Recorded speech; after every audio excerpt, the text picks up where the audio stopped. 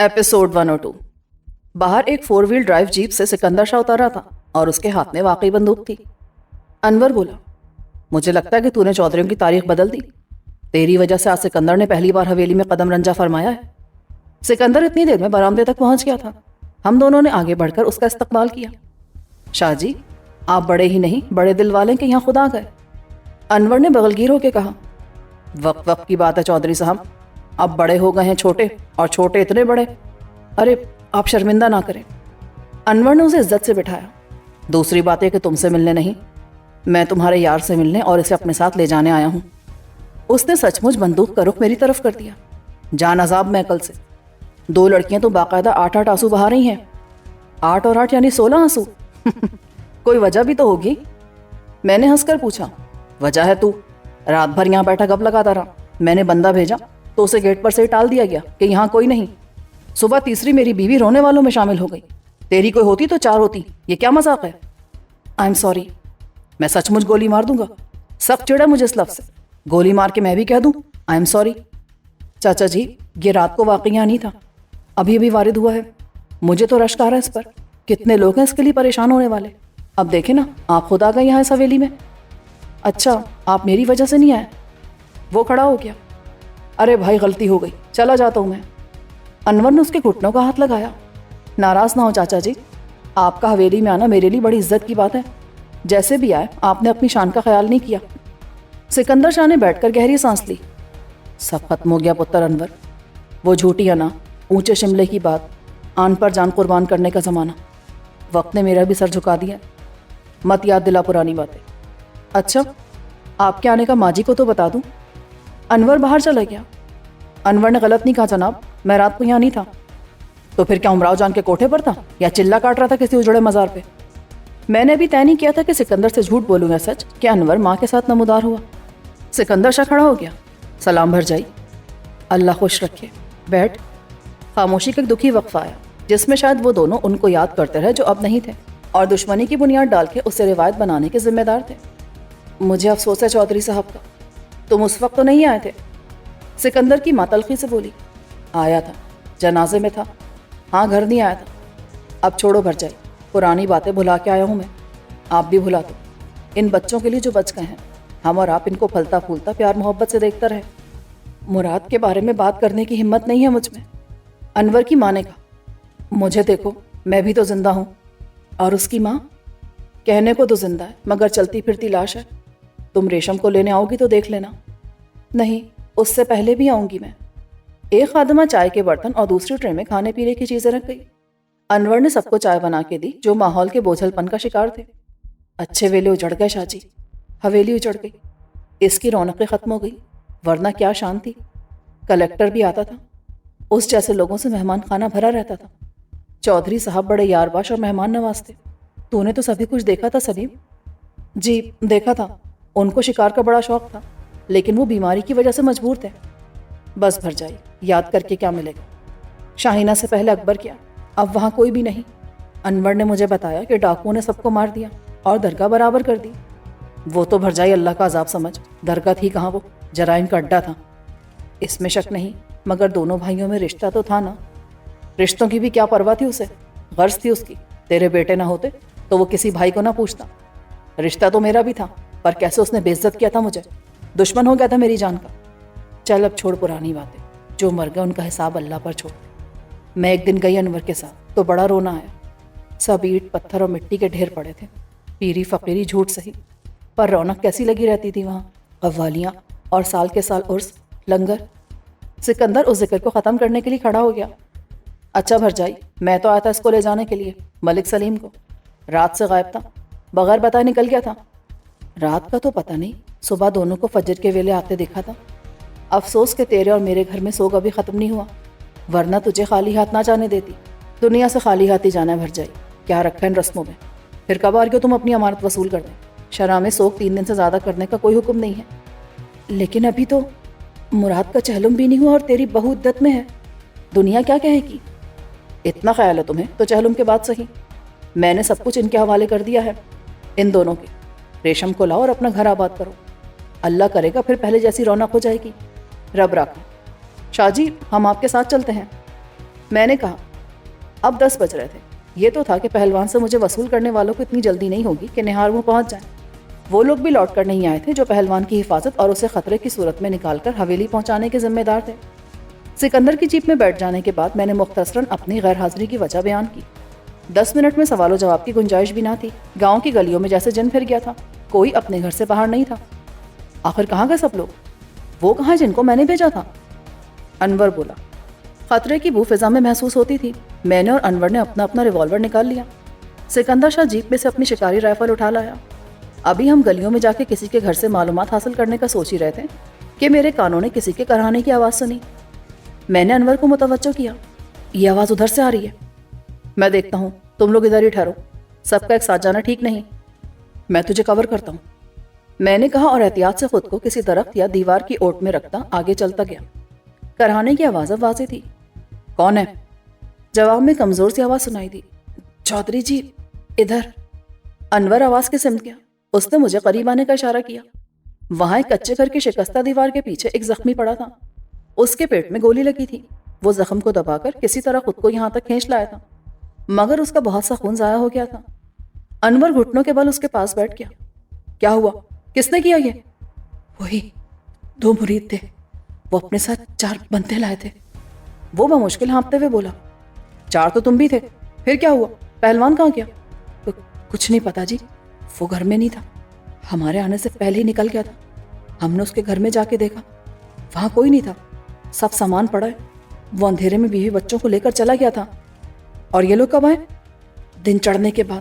اور پہلوان نہیں ملا تو انہوں نے ساتھ کے گھروں سے پوچھا, ان کو بھی مارا. ان کو پتا ہوتا تو وہ بتاتے نا. وہ ہر گھر کے اندر گھس کے دیکھتے رہے. اور تم دیکھتے رہے؟ آپ نے بولا تھا جی کہ خامخواہ بیچ میں نہ پڑنا. یوسف اور اس کا بھائی یعقوب مسجد کے سامنے تھے. وہاں انہوں نے پیش امام کو مارا. وہ اس کے گھر میں گھسنا چاہتے تھے. امام صاحب نے کہا اندر پردے دار عورتیں ہیں, میری بیوی اور بیٹی, کیا میں پہلوان کو ان کے ساتھ چھپا کے رکھوں گا 2 حجروں میں؟ وہ نہیں مانا اور امام کو دھکا دیا. اس کا سر دیوار سے لگا کہ یوسف نے دیکھا. مولوی صاحب نے ایک کا راستہ روکا اور کہا کہ میری لاش پر سے گزر کے اندر جا سکتے ہو. اس مرید نے کہا جیسی تیری مرضی, اور اس کو لاش بنا دیا. بس یوسف نے پیچھے سے اس کو گولی مار دی. اس کے بعد دوسرا مرید اندر گھس گیا. عورتوں نے بڑی چیخو پکار کی. مرید نے اندر سے حکم سنایا کہ کسی کو زندہ مت چھوڑو. پھر مقابلہ ہوا. بس میں بچا ہوں. اور وہ مرید اس کے ساتھ ہی؟ میرا خیال ہے وہ بھی مارے گئے. 2 کی لاشیں میں نے دیکھی تھی. ایک کا یوسف نے مرنے سے پہلے بتایا تھا, مگر مرید کا نہیں پتا, بھاگ گیا. یہ ابھی تک کسی گھر میں چھپا ہوا ہے. اچھا ہم ابھی آتے ہیں, تم حوصلہ رکھو, خون مت بہنے دو. میں تمہیں گاڑی میں سے کپڑا لا کر دیتا ہوں, کس کے باندھو. انور کے جانے سے پہلے میں نے اپنی قمیص اتار کے درمیان سے 2 حصوں میں پھاڑ دی. ہاتھ اٹھاؤ, میں پٹی باندھتا ہوں. میں نے بنیان بھی اتاری اور گولا سا بنا کے زخم کے دہانے پہ جما کے پٹی باندھ دی. بس تھوڑا سا حوصلہ کرو, ہم تمہیں اسپتال لے جائیں گے. یہ اندازہ نہ مجھے ہو سکتا تھا اور نہ انور کو کہ ان قاتلوں کی تلاش کہاں سے شروع کریں. لوگ ابھی تک خوف سے گھروں میں دب کے پڑے تھے. ہر گلی میں پھر کے گھر گھر کا دروازہ بجانا خود کو بھی قتل کے لیے پیش کرنا ہوتا. وہ کسی بھی گھر میں ہو سکتے تھے, لیکن یہ خطرہ مول لیے بنا چارہ بھی نہ تھا. میں نے اور انور نے آہٹ کیے بغیر آگے پیچھے چلنا شروع کیا. ہمارے کان کسی سنسان محسوس ہونے والے گھر کے اندر سے سنائی دینے والے آواز پر تھے, مگر لگتا تھا گاؤں میں کوئی زندہ ہی نہیں بچا. جان کے خوف سے سب اندر دب کے پڑے تھے. اگر گاؤں کی کچھ آبادی باہر نکل کے ہمارا ساتھ دیتی تو ہم چاروں طرف سے حصار بنا لیتے. اسی وقت قدرت نے ہماری مدد کی. ایک گھر کے اندر سے عورتوں کے چیخنے چلانے کی آواز سنائی دی جو ہم سے 50 قدم کے فاصلے پر تھا. کسی مرد نے گالی دی اور ایک فائر ہوا.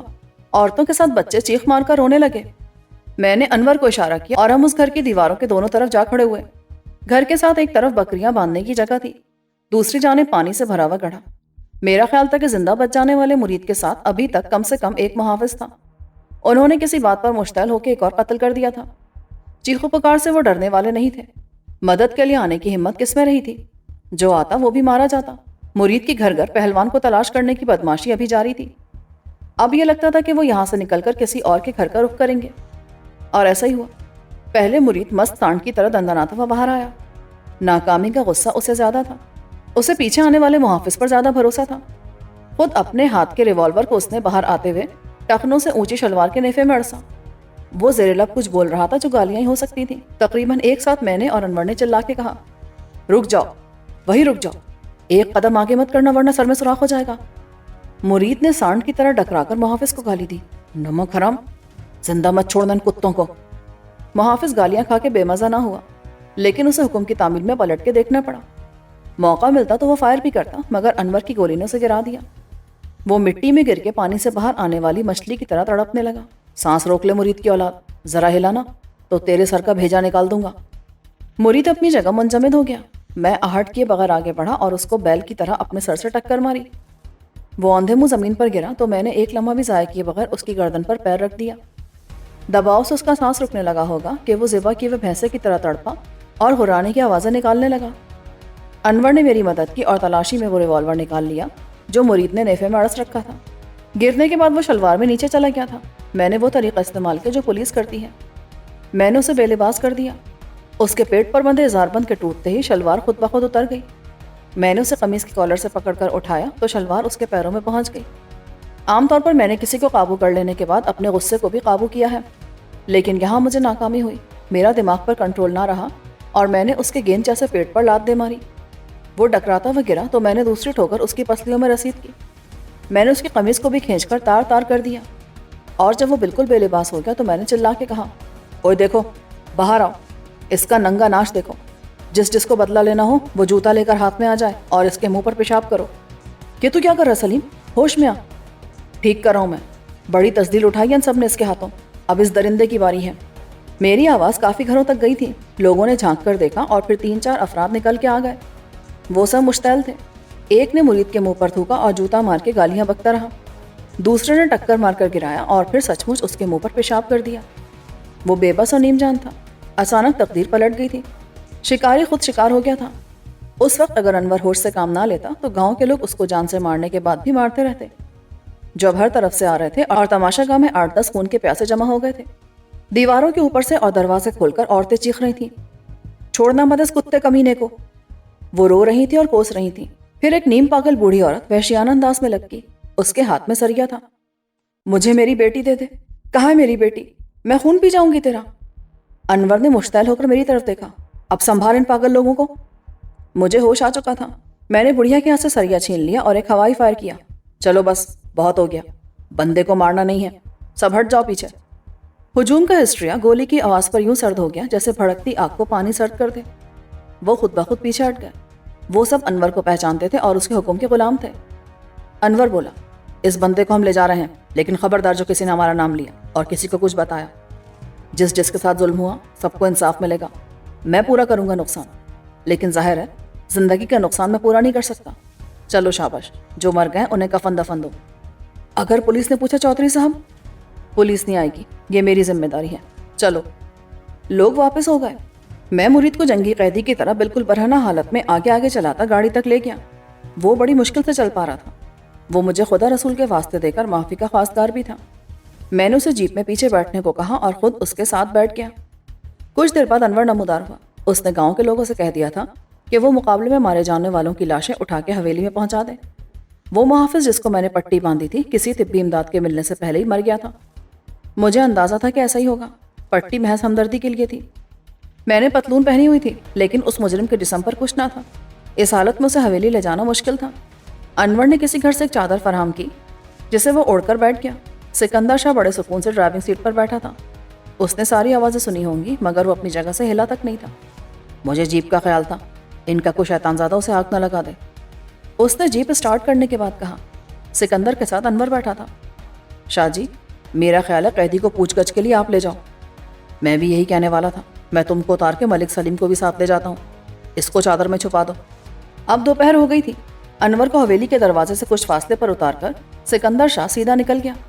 اس گاؤں کا نام جہاں سکندر نے ایک نئی ٹاؤن شپ آباد کی تھی پہلے کچھ اور تھا, مگر اب اس نے بدل کر بیٹے کے نام پر مراد نگر رکھ دیا تھا. پرانے نام لوگوں کی زبان سے اتنی جلدی نہیں اترتے. سکندر شاہ نے اس سڑک پر جو آگے جا کے ملتان کی جی ٹی روڈ سے ملتی تھی ہر جگہ مراد آباد کے زرد بورڈ لگوائے تھے جو رات کو ہیڈ لائٹس میں روشن دکھائی دیتے تھے. نام کاغذات میں بھی بدل گیا تھا. کسی وضاحت کے بغیر سکندر نے مرید کو سیکیورٹی والوں کے حوالے کیا. اسے پنجرے میں بند رکھو, خبردار یہ مرنے نہ پائے. مرید چلانے لگا, خدا رسول کے واسطے دینے لگا, مگر سیکیورٹی گارڈز اسے کھینچ کر لے گئے. میرا استقبال سب سے پہلے ریشم نے کیا. بھائی کہاں چلے گئے تھے تم؟ وہ دوڑ کر آئی اور مجھ سے لپٹ کے رونے لگی. ارے یہ کیا پاگل پن ہے؟ کیا میں پہلے نہیں جاتا تھا؟ تم بتا کے جاتے تھے۔ چند منٹ بعد روبی نمودار ہوئی۔ تشریف لے آئے محترم۔ روزینہ کو مراد کے گھر والے سب روبی کے نام سے پکارتے تھے۔ ان کی دیکھا دیکھی میں نے بھی اسے روبی کہنا شروع کر دیا تھا۔ یہاں تو ایسا لگتا ہے جیسا میں کوئی بچہ ہوں جو گم ہو گیا تھا۔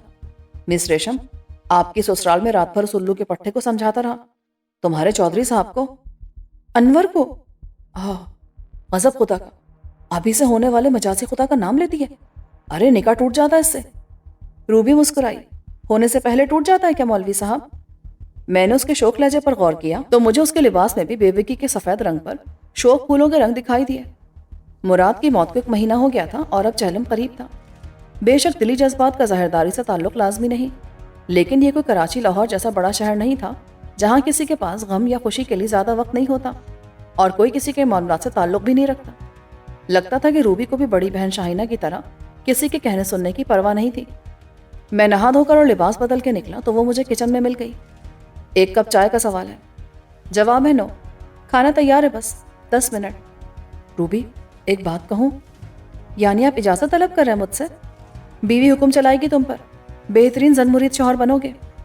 یہ لباس بہت خوبصورت ہے تمہارا، مجھے بہت اچھا لگا۔ تھینک یو، لیکن یہ کہنے کے لیے اتنا تکلف؟ میں کہنا چاہتا تھا کہ مراد کے ماں باپ کو شاید اچھا نہ لگا ہو، مگر اسی وقت ریشم اندر آ گئی اور اس کا ہاتھ بٹانے لگی۔ مجھے جتنی کوفت ہوئی اس سے زیادہ ندامت کہ نہ جانے روبی کیا سوچتی ہوگی میرے بارے میں۔ میں پلٹا ہی تھا کہ روبی نے روک لیا۔ وہ بات تو ادھوری چھوڑ دی تم نے۔ کون سی بات؟ چودھری صاحب کو رات بھر کیا سمجھاتے رہے؟ مسئلہ فیسا غورس۔ پیسہ غور؟ کیا؟ یہ کون سا مسئلہ ہے؟ شادی کے بعد اسی سے پوچھنا، مجھے تو شرم آتی ہے۔ میں جواب دیے بغیر کچن سے نکل گیا اور سوچتا رہا کہ راتوں رات روبی کا مزاج کیسے بدل گیا۔ مہینہ بھر پہلے وہ غم سے اتنی بدحال تھی کہ لگتا تھا صدمے سے مر جائے گی۔ دن رات روتی رہتی تھی اور ہفتہ ہفتہ منہ نہ دھوتی تھی، نہ کپڑے بدلتی تھی۔ اتنی جلدی وہ مراد کو کیسے بھول سکتی ہے؟ میرے دل میں شک کے جراثیم پھیل رہے تھے۔ کیا وہ ایسی لڑکی تھی؟ جذبات کے کھیل میں الجھی تو ساری حدیں پھلانگ گئی۔ بظاہر مختلف نظر آنے والی مگر بالکل شاہینہ جیسی۔ اس سے اکیلے میں بات کرنے کا موقع مجھے پھر شام کو ملا، جب وہ ٹرے میں 2 مگ کافی کے رکھ کر میرے کمرے میں آئی اور میرے سامنے صوفے پر بیٹھ گئی۔ باقی سب تو گدھے گھوڑے بیچ کر سوئے پڑے ہیں۔ اس نے ایک مگ میرے سامنے رکھ دیا۔ یہ تم اتنی شوق کیوں ہو رہی ہو؟ مگ اس کے ہاتھ میں کام کیا۔ کیا مطلب؟ مطلب تم اچھی طرح سمجھتی ہو کہ تم نے اچانک رنگین لباس پہننا شروع کر دیا۔ یہ میک اپ اور ہیئر اسٹائل، یہ ہنسی مذاق، کیا ہے یہ سب؟ تمہیں وہ زیادہ اچھا لگتا تھا، میرا سفید ماتمی لباس، رونا دھونا؟ میرے اچھا لگنے کی بات نہیں ہے روبی، لوگ کیا کہیں گے؟ لوگوں کو جو کہنا تھا کہہ چکے، اور میری بلا سے بولتے نا ساری عمر۔ مجھے کسی کی پرواہ نہیں۔ تمہیں ان کی پرواہ ضرور کرنی چاہیے جو اس گھر میں ہے، مراد کے ماں باپ۔ مسٹر افلاطون، آپ کا کیا خیال ہے؟ میں عقل سے بالکل پیدل ہوں، کسی کے جذبات کا لحاظ نہیں مجھے۔ میں خود غرض اور بحث ہوں۔ چہلم سے پہلے شوہر کے خیال کو دل سے نکال پھینکا ہے میں نے۔ ایسا کوئی بھی سمجھ سکتا ہے۔ کوئی کون؟ سب سے پہلے انگلی اٹھانے والے تو تم ہی ہو۔ مگر ملک صاحب، یہ روپ میں نے اپنی مرضی سے نہیں بدلا۔ میں سمجھا نہیں۔ یہ پاپا کا حکم تھا۔ وہ اپنے سسر کو پاپا کہتی تھی۔ انہوں نے سمجھایا مجھے، کہا کہ ہم تقدیر کے فیصلے کو بدل نہیں سکتے، اور قبول کرنا ہو تو سوئم چہلم برسی تک رو کے کرو یا حوصلے اور صبر کے ساتھ آج کر لو، کسی کو فرق نہیں پڑتا سوائے خود کے۔ انہوں نے کہا کہ پتہ نہیں کس کا دکھ زیادہ ہے، تمہارا، میرا یا مراد کی ماں کا۔ ایسا ترازو کوئی نہیں کہ ہم اس کا وزن کر لیں۔ حکم ہے کہ سوگ 3 دن سے زیادہ کا نہ کرو۔ ایک ہی زندگی کی ضرورت، مراد اب نہیں مل سکتا، جتنا ماتم چاہے کر لو۔ اس نے ایک ذمہ داری چھوڑی ہے، تمہاری مجھ پر، میری تم پر، اور اس کے بچے کی ہم سب پر۔ تم مراد کو بھلا دو جیسے میں نے بھلا دیا۔ خود زندہ رہنے کے لیے مجھے بھی حوصلہ چاہیے۔ آنسو حوصلہ نہیں دیتے۔ دیکھو کس طرح میں نے خود کو سنبھال لیا ہے، کاروبار سنبھال لیا ہے۔ مراد کی جگہ انور کو اور ملک سلیم کو لے آیا ہوں۔ سب کچھ ویسے ہی چلتا رہے گا، کیونکہ تمہارے سامنے زندگی کے 2 سفر ہیں، ایک اپنی زندگی کا، ایک بیٹے کی زندگی یا بیٹی کی زندگی کا۔ ایک ہی بات ہے، تم میری بات مانو گی؟ انہوں نے کہا نارمل ہو جاؤ، بالکل ویسی جیسے تم مراد کے ساتھ تھی۔ یہ اداسی کا لباس بدل ڈالو، زندگی کی طرف لوٹ آؤ، گھر سے غم کے اندھیرے کو نکال دو، اچھے کپڑے پہنو، میک اپ کرو، ہنسو کھیلو، خوش رہو، خوش نظر آؤ، کیونکہ یہ میرا حکم ہے۔ میں داد دیتا ہوں تمہاری ہمت کی، اور اس سے زیادہ سکندر شاہ کی ہمت کی۔ دنیا چلتی رہنی چاہیے، اور ہمیں دنیا کے ساتھ نہیں چلنا تو پھر دنیا کو چھوڑ دینا چاہیے۔ میں تمہارے ساتھ ہوں روبی، ہم سب تمہارے ساتھ ہیں، ریشم اور انور بھی۔ مراد کی ماں کی ذہنی حالت ٹھیک نہیں اور جسمانی بھی، لیکن پتہ ہے کل میں رنگین لباس میں پورے میک اپ کے ساتھ ان کے سامنے گئی تو کیا ہوا؟ کیا ہوا؟ وہ چلانے لگی۔ روبی نے نفی میں سر ہلایا۔ وہ اٹھ کر بیٹھ گئی اور مجھے دیکھتی رہی، پھر بولی مراد اٹھ گیا؟ میں نے ہمت کر کے جواب دیا نہیں۔ تو انہوں نے کہا پھر تو کیوں اٹھ گئی سویرے سویرے؟ اچھا اب اٹھ گئی ہے تو مجھے چائے لا دے، اور دیکھ پاپے ہیں تو وہ بھی۔ تم نے دیکھا وہ ایک دم پرانے وقت میں چلی گئی جب مراد زندہ تھا اور میں نئی نویلی دلہن تھی۔ ان کے چہرے پر شگفتگی آ گئی، انہیں بھوک بھی لگی۔ یہ اچھا ہوا نا، وہ ماضی میں خوش رہ سکتی ہیں تو رہیں، شاید اس طرح ان کی ذہنی اور جسمانی صحت میں بہتری آ جائے۔ پر انہوں نے مراد سے ملنے کی ضد کی تو میں انہیں بہلاتی رہوں گی نا؟ وہ شہر سے باہر کام کرا رہے ہیں، دبئی چلے گئے ہیں، رات کو آئے تھے جب آپ سو رہی تھی، اور یہ ڈرامہ چل گیا تو میں مراد کو بھی لے آؤں گی۔ مراد کو کہاں سے لاؤ گی؟ ملک صاحب آپ کو مراد کے میک اپ میں ان کے سامنے کھڑا کر دوں گی۔ مجھ میں اور مراد میں ذرا بھی مشابہت نہیں ہے۔ کیوں؟ اس کی طرح تمہاری 2 آنکھیں، 2 کان اور 1 ناک ہے، قد بھی وہی اور جسامت بھی۔ تم مراد کے کپڑے پہن لو اور کوئی اچھا میک اپ آرٹسٹ مل جائے جو تمہارے چہرے میں مشابہت پیدا کر دے۔ کہاں کی سوچ رہی ہو تم؟ یہ ڈرامہ میں نہیں کر سکتا۔ تو نہ کرو، مل جائے گا کوئی ایکٹر مراد کا ہم شکل، ٹی وی والے سب کے ڈپلیکیٹ تلاش کر لیتے ہیں۔ وہ اٹھی اور ٹرے کے ساتھ دروازے کی طرف بڑھی، پھر رکی اور بولی وہ ریشم پوچھ رہی تھی۔ کیا پوچھ رہی تھی؟ یہی کہ مسئلہ فسق اور اس کیا ہوتا ہے جو تم رات بھر انور کو سمجھاتے رہے۔ وہ ہنسی اور باہر نکل گئی۔